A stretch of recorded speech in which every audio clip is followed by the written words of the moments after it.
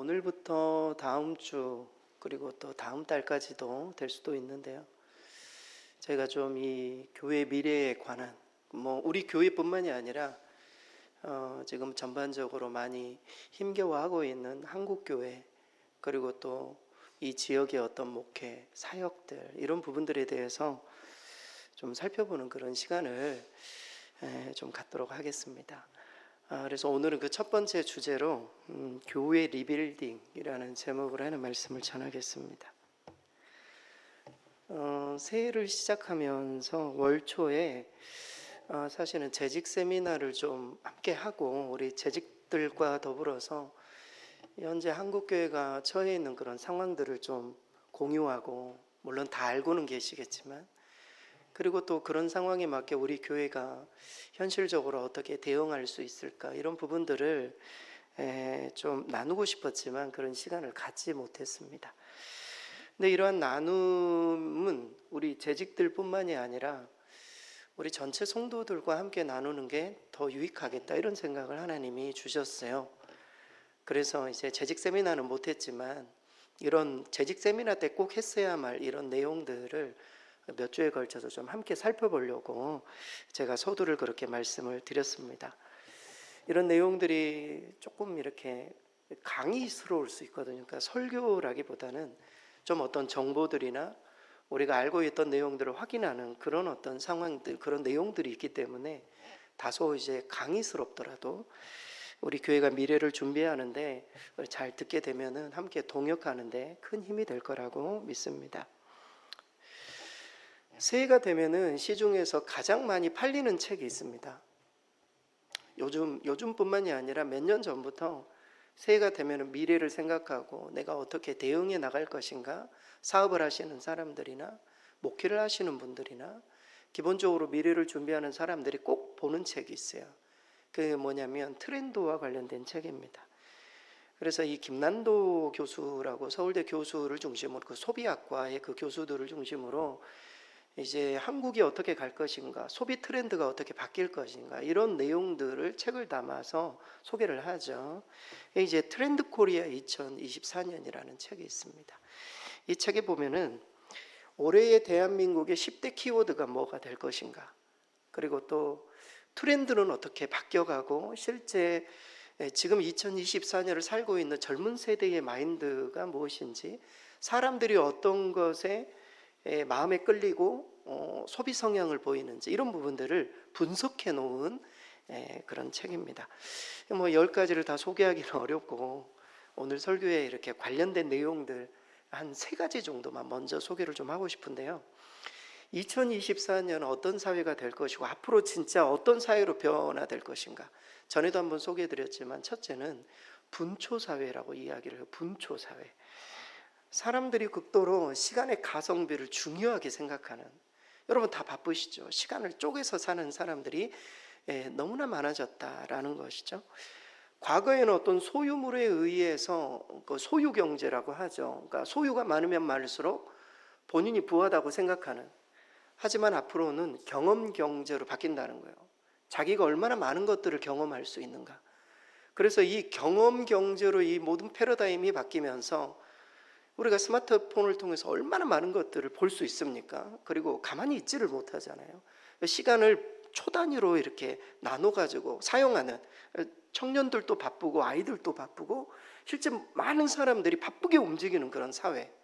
그래서 이 분초 사회에 포커스를 맞춰야 소비 성향을 알 수 있다, 이런 내용입니다. 실제 그렇게 바뀌어가고 있고 저도 굉장히 바쁩니다. 이 분초 사회가 될 것이다. 두 번째는 디토 소비라고 합니다. 디토 소비. 이 디토라는 단어는 나도라는 뜻이에요. 나도 그렇게 하겠다, 이런 뜻이에요. 그러니까 소비를 할 때 분초 사회가 됐기 때문에 너무 시간이 아깝잖아요. 그러니까 내가 어떤 것을 사야 되겠다 생각을 할 때 너무 자기가 그 부분에 대해서 고민할 시간이 없기 때문에 자기가 좋아하는 인물, 자기가 좋아하는 어떤 소비 성향을 가진 사람들, 인플루언서라고 하지 않습니까? 이런 사람들이 선택한 그 물건을 나도 사겠다, 이렇게 하는 소비 성향이 많아질 거라는 것이죠. 그래서 우리가 대부분 어떤 마켓이나 이게 그 온라인 마켓을 들어가면은 누가 뭐를 많이 구매했는가, 이거를 보고 나도 그것을 구매하는 이런 어떤 소비 시대가 될 것이다. 물론 이제 그렇게 이미 바뀌었지만 그거를 디토 소비라고 이야기를 해요. 세 번째까지만 하겠습니다. 육각형 인간이라고. 사람들이 예전에는 공부만 잘하면 됐고 예전에는 그냥 얼굴만 잘생기면 됐는데 지금의 젊은 사람들은 육각형 인간을 선호한다라는 겁니다. 모든 것들을 다 갖추는 외모도 그렇고 학력도 그렇고 자산도 그렇고 직업도 그렇고 집안도 그렇고 성격까지도 다 좋아해. 사람들이 왜 결혼을 안 합니까? 성격이 안 맞는 거거든요. 이 6가지 중에 몇 가지라도 좀 있었으면 좋겠는데 이게 없다라는 말이에요. 그래서 사람들이 결혼을 안 하고 뭐 이런 일들이 많아지는 게 이 육각형 인간에 대한 어떤 선호도가 엄청나게 커지는 것이죠. 실제 저희는 뭐 강남 이 지역에 사니까 더 그걸 느낄 거예요.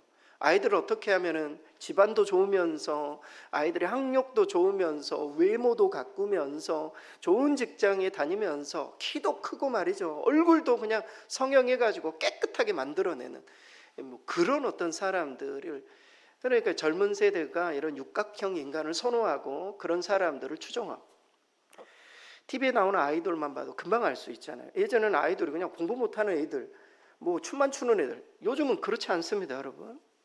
요즘 아이돌은요, 영어도 잘해야 되고 공부도 잘해야 되고 관계도 잘해야 되고 다 잘하는 사람, 이런 사람을 선호하는 그런 시대입니다. 그래서 세상은 이 트렌드, 여러 트렌드에 맞추어서 발빠르게 움직이고 있는 것들을 봅니다.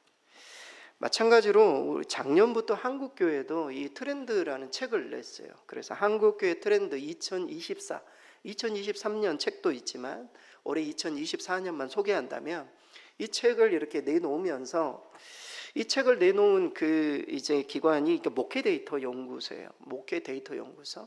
근데 거기는 더 나은 정보가 더 나은 교회를 만들고 더 행복한 세상을 만들 수 있다. 이것을 모토로 수많은 정보들을, 그러니까 이 목회 데이터를 모아가지고 더 정확하고 세밀하고 그리고 다양한 그런 정보들을 모아가지고 앞으로 교회가 어떻게 갈 것인지를 제공해주는, 제가 작년에 한번 세미나에 참석했는데 이 책과 관련된 세미나였어요.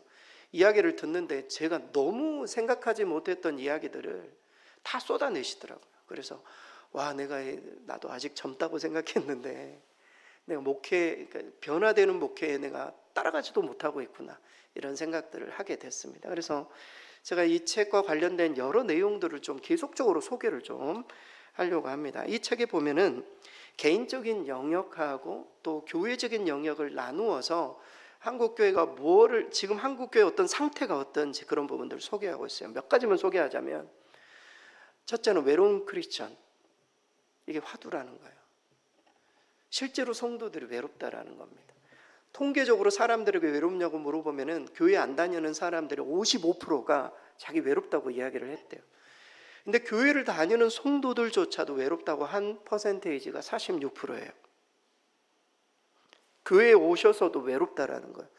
그러니까 우리 교회가 100명이 다니면은 40명 정도는 교회에서 신앙생활을 하고 구역에 성도들이 있고 해도 외로운 거예요. 교회에 와서 외롭게 신앙생활하고 예배드리고 우리는 못 느끼지만 본인은 그렇게 느낀다는 거예요. 이 자리 가운데도 분명히 그러신 분이 계실 거예요. 참 외롭다, 나는 홀로인 것 같아. 교회 안에 외로운 크리스천들이 많다라는 것. 두 번째는 OTT 크리스천이라고 해요. 이 OTT라는 것이 원래 이제 오버 더 탑이라는 뜻인데 이게 그 셋톱박스를 의미하는 거였거든요. 그러니까 케이블 TV. 그래서 사람들이 예전에는 그냥 공영 어떤 방송을 통해서만 모든 사람들이 똑같은 정보를 받았지만 지금은 유튜브나 아니면은 뭐 넷플릭스나 뭐 이런 어떤 여러 그 다양한 매체들을 통해서 본인이 원하는 시간에 본인이 원하는 프로그램을 보잖아요, 요즘은. 그래서 교회도 그렇게 되었다라는 거예요, 사람들이. 그래서 OTT 크리스찬이 생겨가지고 본인이 원하는 설교를 듣고 본인이 원하는 예배를 드리고, 이게 뭐 코로나로부터 시작된 모든 것들이 지금까지도 계속 지속되고 있는, 앞으로 계속적으로 OTT 크리스찬, 특별히 젊은 크리스찬들은 본인이 원하는 시간과 본인이 원하는 어떤 예배와 본인이 원하는 목회자에게 목양을 받는, 충분히 그럴 수 있으니까 유튜브를 통해서. 그래서 이런 크리스찬이 많아지게 될 거다, 이 이야기를 하고 있어요. 개인적인 영역에서는. 교회적인 영역도 몇 가지 소개하고 있지만 딱 두 가지만 소개하자면, 교회 가버넌스가 있을 거예요. 교회 가버넌스. 여기서 이 가버넌스라는 거는 의사결정 시스템을 말해요.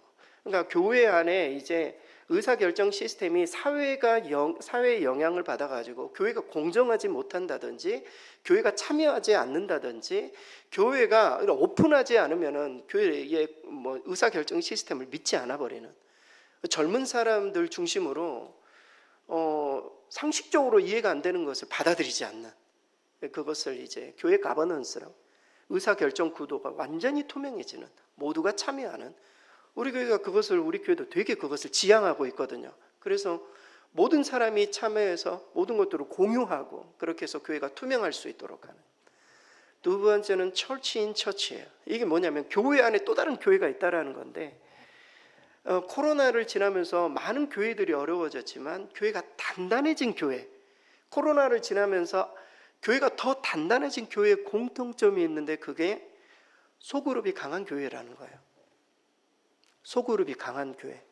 그러니까 교회가 다 어려웠지만 그룹핑이 잘 되어 있어서 구역이 강하고 소그룹을 잘하는 교회일수록 어려운 그런 상황 속에 케어하는 일들이 너무 잘 돼서, 교회 안에 있는 교회, 그러니까 소그룹이죠. 이 소그룹이 잘 되는 교회는 앞으로 그 교회는 계속 성장하게 될 것이다. 하지만 소그룹이 무너진 교회는 어느 한순간 교회가 어려움이 닥치면 확 어려워질 수 있다, 이런 이야기를 합니다. 이 내용들을 계속적으로 하나씩 다뤄갈 거예요. 그래서 우리 교회가 이런 어떤 변화에 어떻게 대응을 할 것인가, 교회를 새롭게 리빌딩 하려면 많은 것들이 변했잖아요.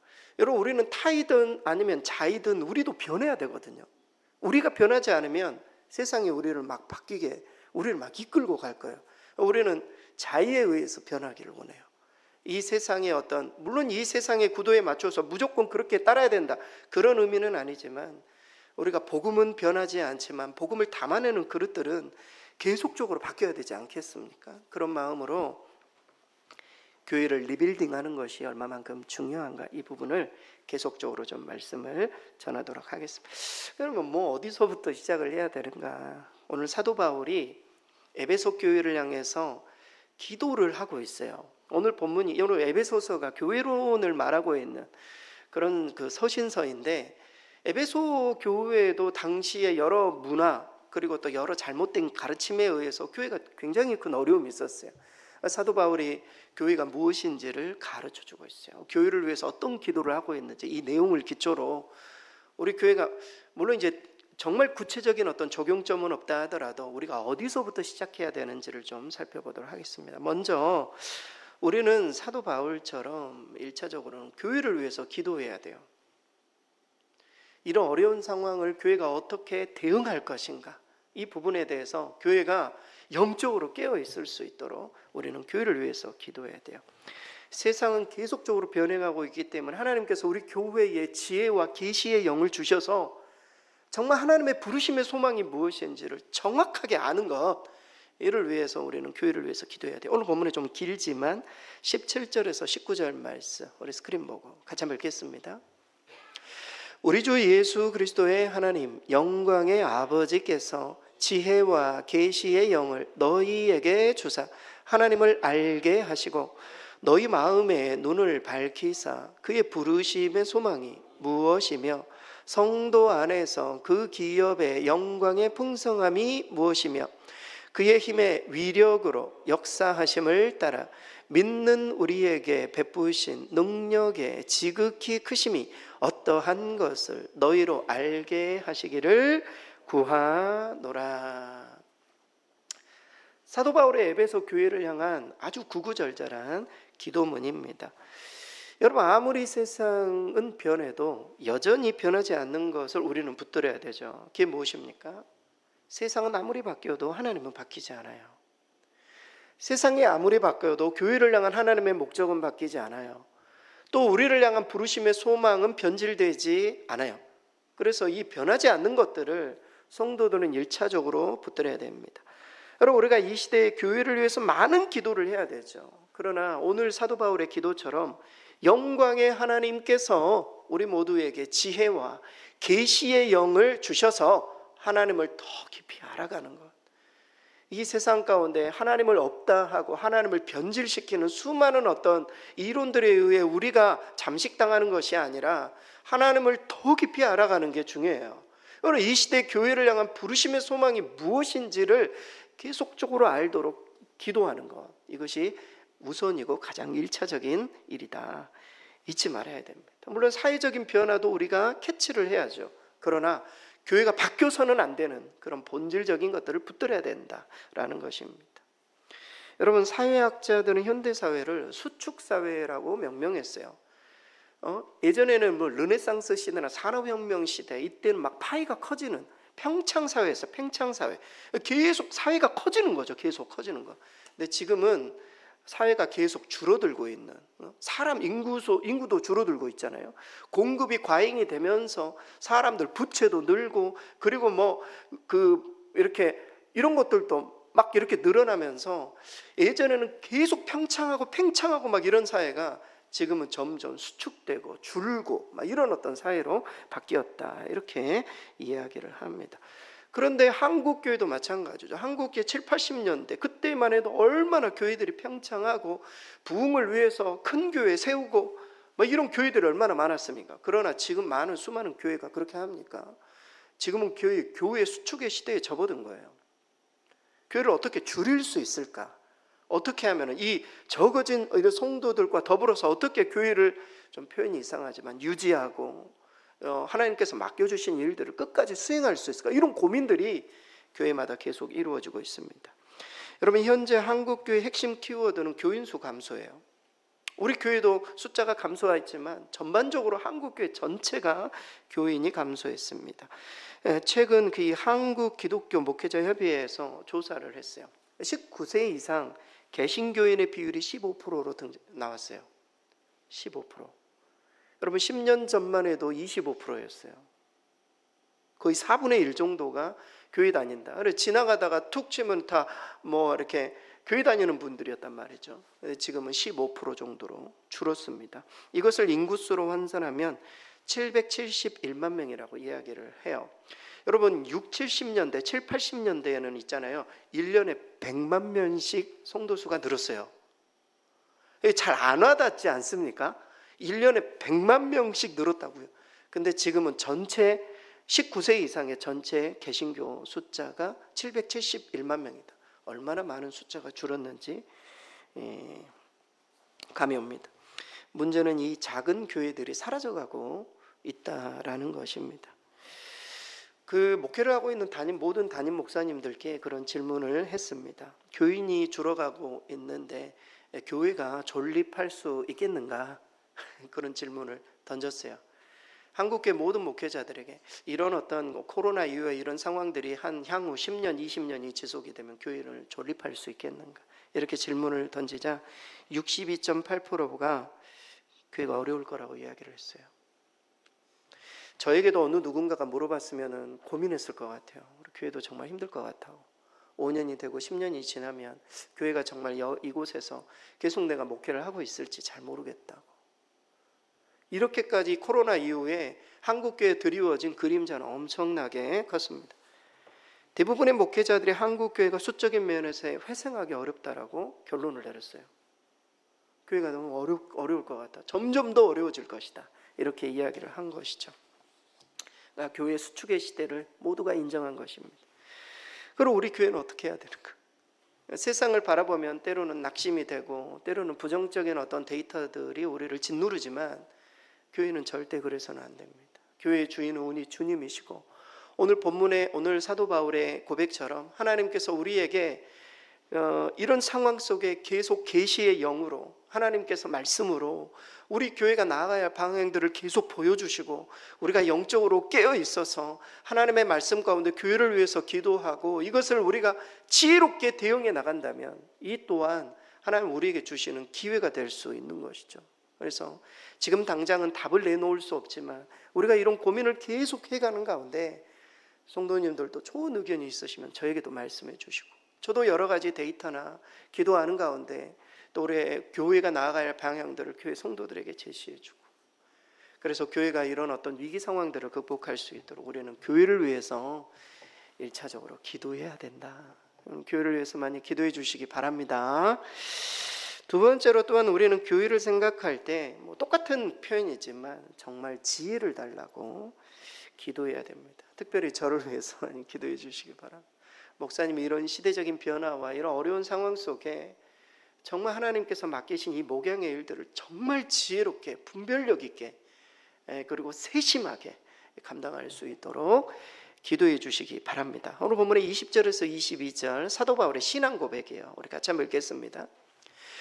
그의 능력이 그리스도 안에서 역사하사 죽은 자들 가운데서 다시 살리시고 하늘에서 자기의 오른편에 앉히사 모든 통치와 권세와 능력과 주권과 이 세상뿐 아니라 오는 세상에 일컫는 모든 이름 위에 뛰어나게 하시고 또 만물을 그의 발 아래에 복종하게 하시고 그를 만물 위에 교회의 머리로 삼으셨느니라.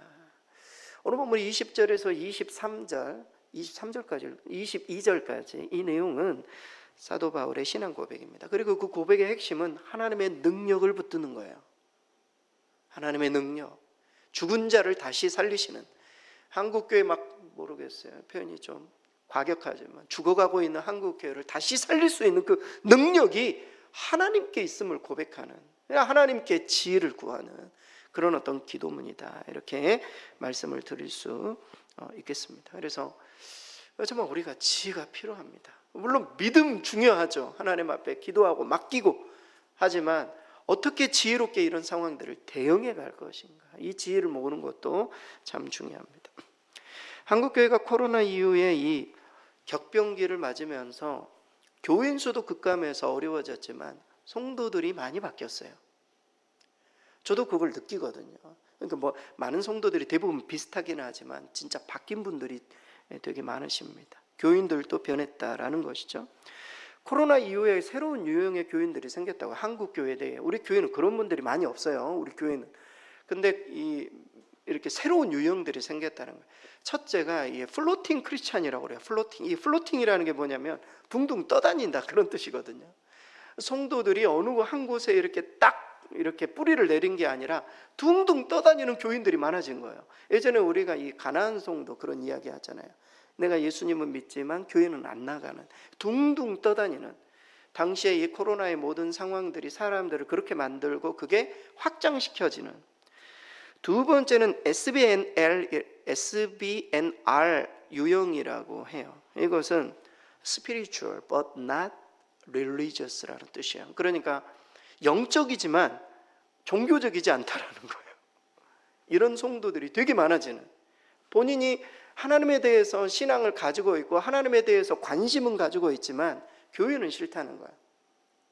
내가 그냥 릴리저스하지는 않다는 거예요. 종교적이지는 않고 싶어하는 그런 사람들이 점점 많아지는 이런 시대. 왜냐하면 굳이 교회에 가지 않아도 유튜브나, 물론 모든 유튜브가 정상적인 어떤 신학을 보여주는 것은 아니지만 이런 내용들을 통해서 자기가 영성 이렇게 신앙생활 하는데 전혀 어려움이 없다고 생각하는 그런 사람들이 젊은이들을 중심으로 점점 많아지고 있는 그런 시대를 살아가고 있습니다.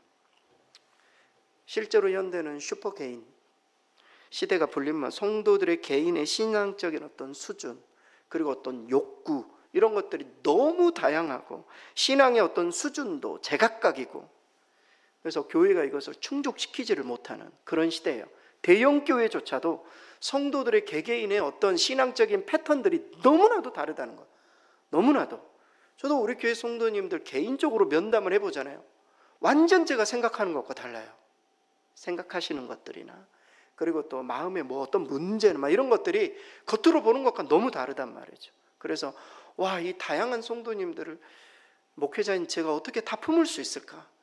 다 이거를 안고 이거를 해결하고 갈 수가 있을까? 엄청난 목회적인 부담이 저에게 있습니다, 사실은. 모든 성도들의 그 목회적인, 그러니까 이 신앙적인 필요를 목회자 한 사람이 다 채울 수가 없잖아요. 대형 교회도 그걸 못 하는데, 작은 교회까지도.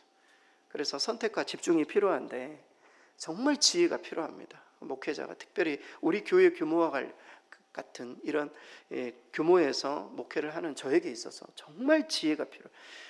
그래서 여러분 저를 위해서 정말 많이 기도해 주셔야 돼요. 우리 목사님들의 형편도 세심하게 살피고 그러면서 방향을 제시하고 예수님의 제자로 이 세상을 이겨낼 수 있는 성도들로 세우고. 여러분 근래 그런데 이제 반대적으로 슬기로운 성도들이 등장했다고 해요. 슬기로운 성도들. 이게 젊은 성도들이 다 빠져나가기도 하지만 슬기로운 성도들이 있다는 거. 어떤 성도들이냐면 본인의 어떤 신앙의 어떤 부족한 부분들, 교회가 채워주지 못하는 그런 부분들을 지혜롭게 유튜브나 어떤 신앙의 어떤 도구들을 통해서 본인이 더, 그래서 실제 코로나 기간 동안에 성경을 읽은 사람들, 그리고 또 기도하는 시간들이 더 많아진 그룹들이 있어요. 그룹들이 젊은 세대를 중심으로. 그런 사람들은 더 신앙을 좀 더 내가 이렇게 하면 안 되겠다 생각하고 더 슬기롭게 이것을 이렇게 대응해 나가는 것이죠.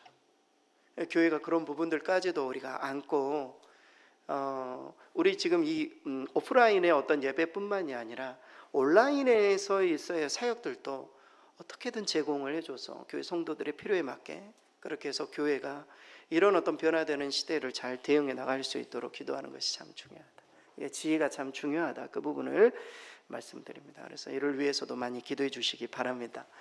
마지막으로 우리는 교회의 공동체성의 회복을 위해서 기도해야 돼요.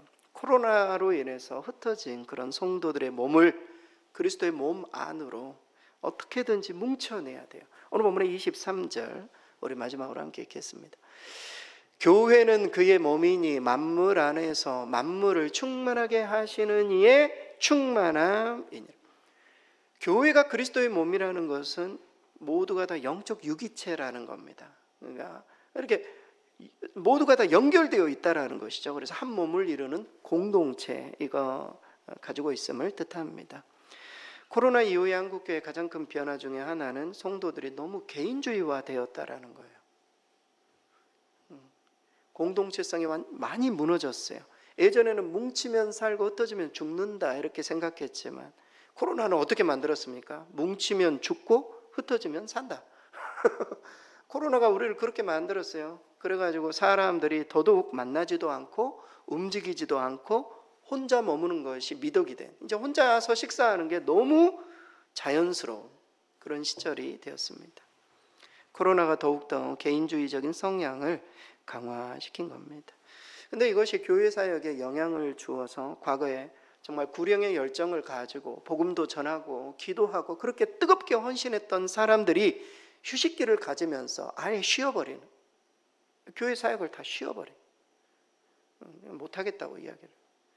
이런 어떤 교회, 특별히 작은 교회들이 그런 일들이 참 많아졌습니다. 이런 헌신이 줄어들자 이제 교회는 축구 경기처럼 예배가 끝나면 다 흩어져 버려. 섬기교회에서 남는 사람들은 많이 없고 흩어져 버려. 기도하러 모이자고 하면은 기도하는 사람들 듬성듬성 사람들이 없고. 여러분, 이것은 서로가 서로에게 영향을 줘요. 사람들이 모이면 더 뜨겁게 기도하고 싶은 마음도 생기는 거거든요. 사람들이 안 모이니까 기도도 뜨거워지지 않고, 이런 것들이 서로에게 영향을 주고 있는, 이러한 교회의 절실히 필요한 말씀 히브리서 10장 25절이죠. 스크린 보고 같이 한번 읽겠습니다. 모이기를 폐하는 어떤 사람들의 습관과 같이 하지 말고 오직 권하여 그 날이 가까움을 볼수록 더욱 그리하자.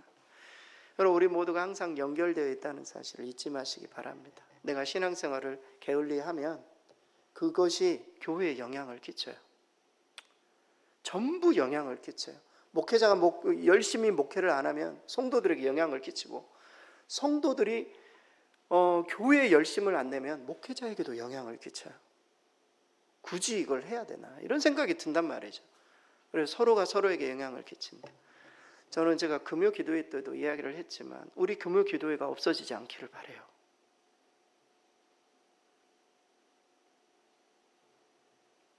정말 제 소원 중에 하나입니다. 기도회가 없어지는 거는 정말 목회하기가 힘든 교회가 되는 거예요. 기도하는 사람이 없는 교회. 저는 금요기도회가 어찌 되든지 유지가 돼서 인생 가운데 어려운 성도들이 기도하는 자리에 나와서 함께 본인의 아픔을 쏟아내고 그런 기도의 자리가 우리 교회에 꼭 남아있기를 간절히 바라요.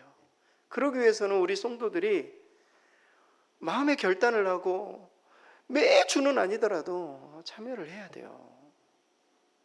성도들이 없는데 어떻게 예배를 드립니까? 다 연결되어 있어요. 이 모든 것들이 공동체성을 회복해야 된다. 이 부분을 강조해요. 중요한 것은 이제 새로운 공동체를 만들어내기 위해 노력해야 한다는 것입니다. 목회 패러다임의 변화도 필요하고 교회를 새롭게 리빌딩이 필요한 이유이기도 합니다. 결론을 내리겠습니다.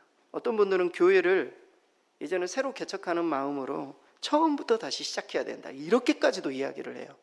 근데 저는 그 정도는 아니라고 보고 바울의 기도처럼 이 세 가지 기도를 하나님 앞에 붙들고 우리 교회도 나아가야 돼요. 첫째, 변화된 세상에 교회가 지혜와 계시의 영으로 충만하기를 우리는 구해야 돼요. 그게 첫 번째예요. 두 번째, 변화된 성도들을 어떻게 세심하게 목양할 것인가, 이 부분에 대한 지혜를 구해야 돼요. 마지막 세 번째, 무엇보다 공동체성이 회복이 되어서 모이는 교회가 될 수 있도록 노력한다면 그 안에서 하나님의 일하심을 반드시 경험하게 될 거예요.